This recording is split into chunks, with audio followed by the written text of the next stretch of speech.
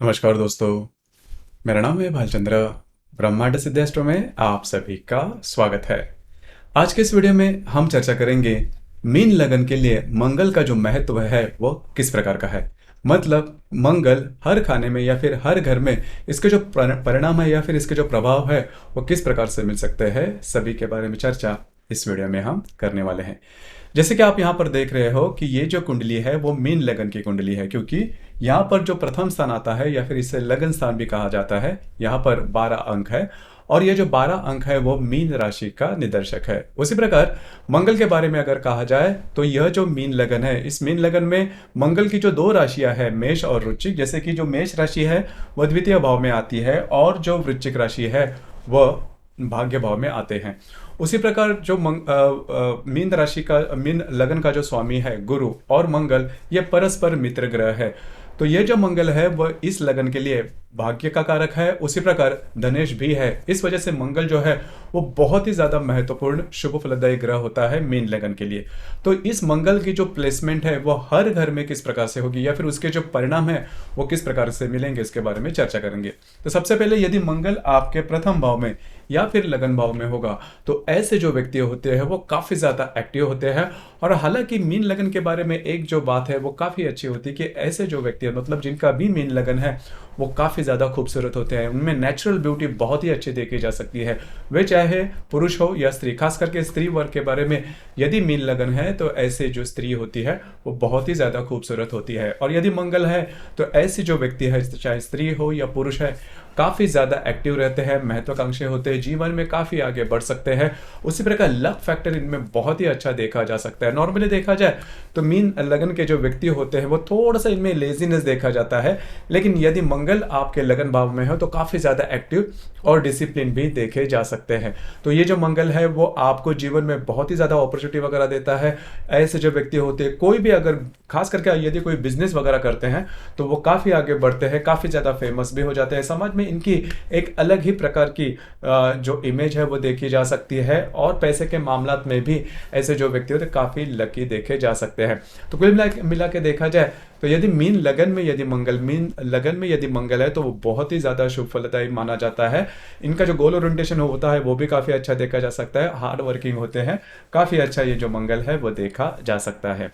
अब हम चर्चा करेंगे कि यदि मंगल आपके द्वितीय भाव में होगा तो द्वितीय भाव में मंगल ये स्वयं की राशि में होता है, मतलब मेष राशि में होता है।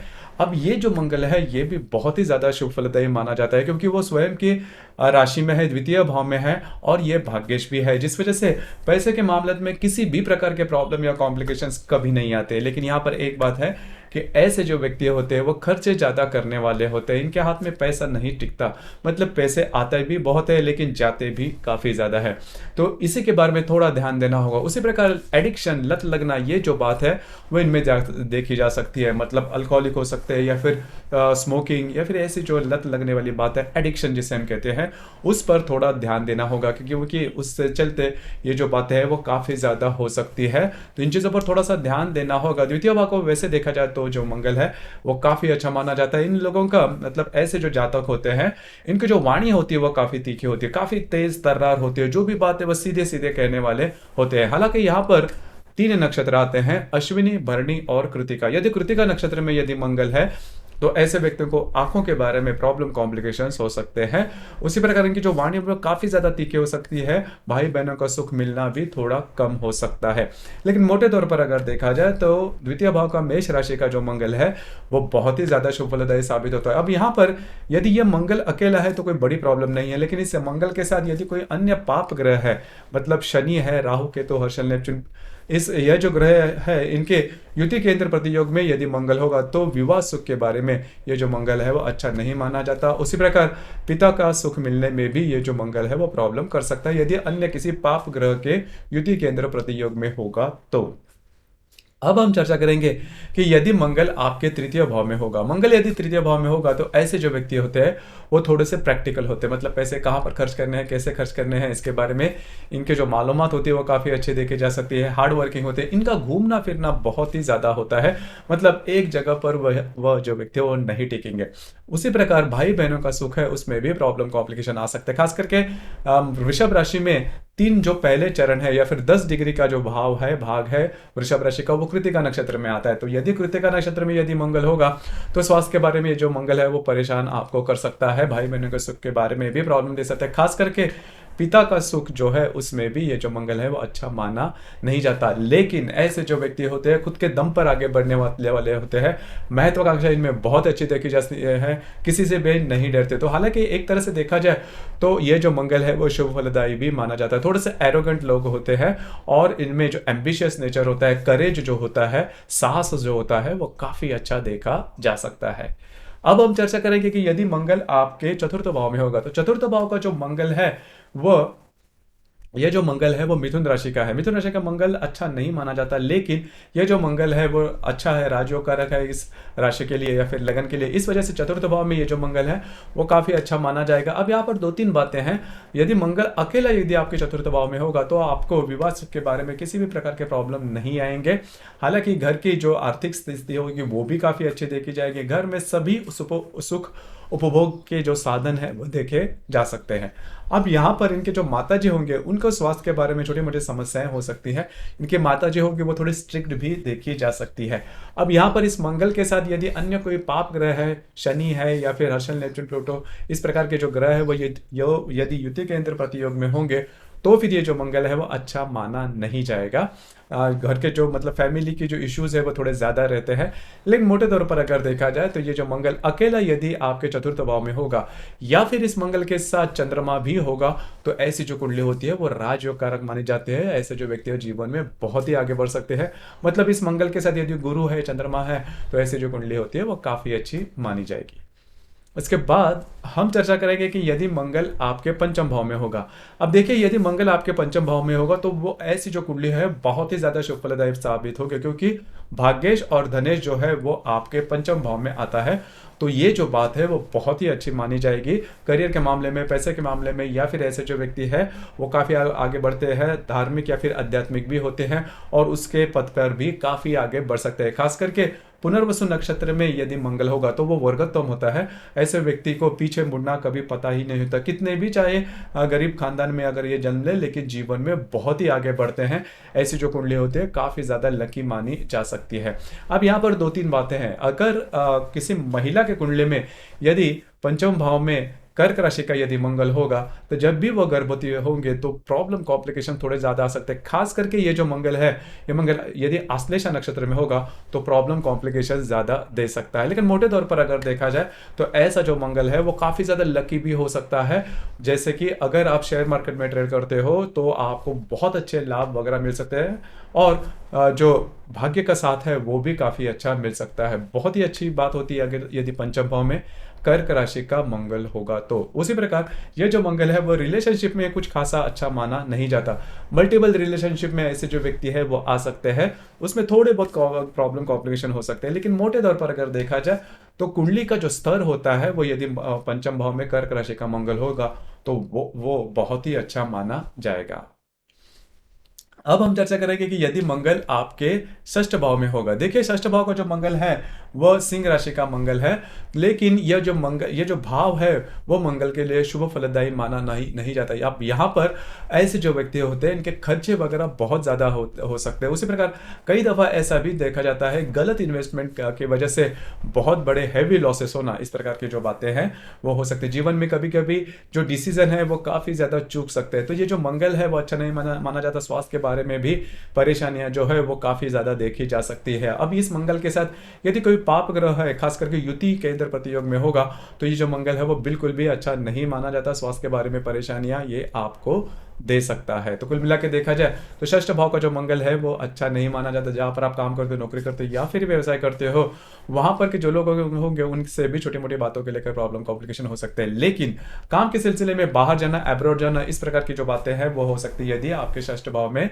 सिंह राशि का मंगल हो तो। खास करके मघा नक्षत्र का जो मंगल है वो अच्छा माना नहीं जाता। उसी प्रकार यदि सप्तम भाव में मंगल है तो सप्तम भाव का जो मंगल है वो कन्या राशि का मंगल माना जाता है, और कन्या राशि का जो मंगल है वो अशुभ फलदायी होता है, क्योंकि कन्या जो राशि है वो मंगल की शत्रु ग्रह की राशि है, बुध की राशि है, इस वजह से।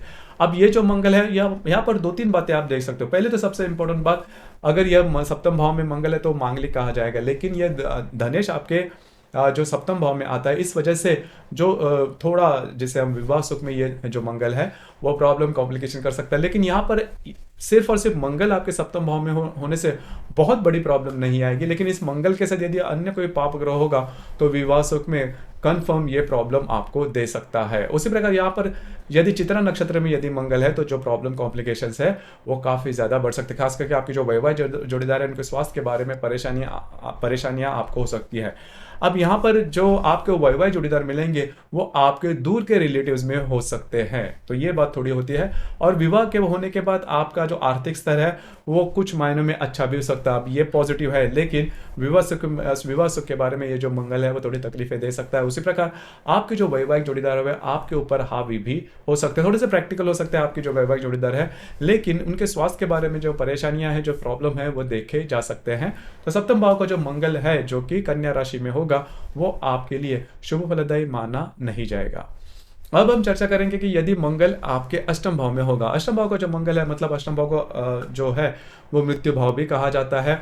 अब यहाँ पर दो तीन बातें, ऐसे जो व्यक्ति होते हैं पैसे के पीछे ज़्यादा भागने वाले होते हैं और इजी मनी इनको चाहिए होता है, और इसके चलते बहुत ज़्यादा पैसे का गवा भी देते हैं। कभी कभी आपने देखा होगा कि कई ऐसे जो लोग होते हैं वो किसी कारणवश मतलब इजी मनी के पीछे इतने ज़्यादा दौड़ते हैं कि पैसे तो उनके हाथ से जाते ही है और स्ट्रेस टेंशन ज़्यादा बनता है। तो उसी प्रकार की ये जो कुंडली है, अगर आपके अष्टम भाव में मंगल यदि तुला राशि का होगा तो वो अच्छा नहीं माना जाएगा। उसी प्रकार भिन्न लिंग व्यक्ति के प्रति इनका जो आकर्षण होता है वो काफ़ी ज़्यादा देखा जाता है, और उसके चलते भी जो पैसे हैं वो ज़्यादा खर्चे हो सकते हैं। तो अष्टम भाव का जो मंगल जो कि तुला राशि में है वो शुभ फलदायी माना नहीं जाता। खास करके जो महिला वर्ग है उनके लिए अगर कहा जाए तो उनके जो इनलॉस हैं उनके साथ छोटी मोटी बातों को लेकर प्रॉब्लम कॉम्प्लिकेशन हमेशा चलते हैं। अब ये जो मंगल है वो मांगलिक कहा जाता है, लेकिन अगर सिर्फ और सिर्फ अकेला मंगल है तो वो बहुत बड़े परेशानी नहीं देगा। अगर इस मंगल के साथ अन्य पाप ग्रह होंगे, शनि, राहु, केतु, हर्षल, नेपच्यून, यह जो ग्रह है यह यदि युति केंद्र प्रतियोग में होंगे तो आपके विवाह सुख में ये जो मंगल है वो अच्छा माना नहीं जाएगा। अब हम चर्चा करेंगे कि यदि मंगल आपके भाग्य भाव में होगा, तो भाग्य भाव का जो मंगल है वह स्वयं के राशि में होगा, वृश्चिक राशि में होगा, जो कि बहुत ही अच्छी बात है। मतलब ऐसे जो व्यक्ति होते हैं इनको अपॉर्चुनिटी वगैरह जीवन में बहुत अच्छी मिलती है, काफ़ी ज़्यादा आगे बढ़ सकते हैं और अपने बलबूते पर वो आगे बढ़ते हैं। इनका घूमना फिरना भी ज़्यादा होता है, परदेश गमन वगैरह भी हो सकता है, और ऐसे जो व्यक्ति होते हैं वो थोड़े बिंदास तरह के होते हैं और जीवन का पूरा आनंद लेते हैं। अब यहाँ पर यदि मतलब यहाँ पर 3 नक्षत्र आते हैं वृश्चिक राशि में, विशाखा, अनुराधा और ज्येष्ठा। यदि विशाखा और ज्येष्ठा नक्षत्र में यदि मंगल होगा तो वो अच्छा नहीं माना जाएगा। खास करके आपके जो पिताजी होंगे उनके स्वास्थ्य के बारे में, या फिर उनका सुख कम मिलना, उनके साथ छोटी मोटी बातों को लेकर तकरार होना, या फिर उनका सुख क्यों कम मिलना, इस प्रकार की जो बातें हैं वो हो सकते हैं। भाई बहनों के सुख के बारे में भी इस प्रकार की जो प्रॉब्लम कॉम्प्लिकेशंस है वो देखे जा सकते हैं। लेकिन स्वयं के बारे में वो जो जाता है उसके बारे में अगर देखा जाए तो ये जो मंगल है वो बहुत ही अच्छा और शुभ फलदायी माना जाएगा। जीवन में ऐसे जो व्यक्ति होते हैं वो काफ़ी आगे बढ़ते हुए नजर आते हैं। उसी प्रकार यदि मंगल आपके दशम भाव में होगा, मंगल दशम भाव का जो है वह धनु राशि में देखा जाएगा, तो ये जो मंगल है वो भी बहुत ही अच्छा और शुभ फलदायी माना जाएगा। खास करके ऐसे जो व्यक्ति होते हैं जिनका जो भी कार्य क्षेत्र है उसमें काफ़ी आगे बढ़ते हैं, उनमें लीडरशिप क्वालिटीज़ काफ़ी अच्छी देखी जा सकती है। उसी प्रकार ऐसे जो व्यक्ति, उनका जो लक फैक्टर जिसे हम कहते हैं, कभी कभी होता क्या है कि लक भी थोड़ा महत्वपूर्ण हो जाता है। मतलब एफर्ट तो सभी लोग लेते हैं, लेकिन आप जो भी एफर्ट लोगे उसको अगर सक्सेस के लैडर सीढ़ियाँ अगर मिलती हैं तो आप काफ़ी आगे बढ़ सकते हैं। तो वही जो बात है, अगर आपके दशम भाव में धनु राशि का मंगल होगा तो इस प्रकार की जो बातें या फिर अनुभव आप ले सकते हो। लेकिन यदि धनु राशि में यदि मूल नक्षत्र में यदि मंगल होगा तो वो इतना अच्छा नहीं माना जाएगा। भाई बहनों के सुख के बारे में या फिर पिता के सुख के बारे में ये जो मंगल है वो अच्छा नहीं माना जाएगा। लेकिन करियर के मामले में ये जो मंगल चाहे किसी भी नक्षत्र में है तो वो बहुत ही अच्छा माना जाएगा। ऐसे जो व्यक्ति होते हैं जीवन में बहुत आगे बढ़ते हैं।